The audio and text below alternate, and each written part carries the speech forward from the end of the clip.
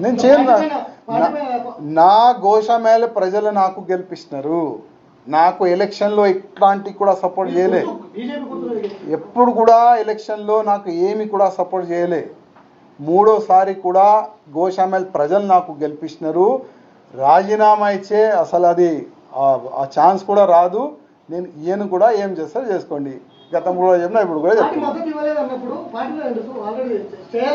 మీరు ఒక్కసారి ఎంక్వైరీ చేసుకోండి.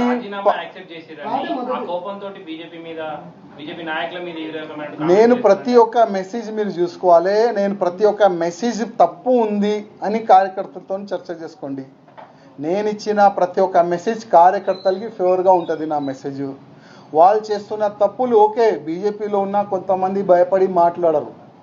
వాళ్ళకి పదవి భయం ఉంటుంది, పోస్ట్ భయం ఉంటుంది, ఏదో ఒక ప్రాబ్లం వాళ్ళకి ఉంటుంది. అందుకోసం వాళ్ళు మాట్లాడతలేదు. కానీ నాకేం ఆశ లేదు. గతంలో కూడా లేకుండే, ఇవాళ కూడా లేదు.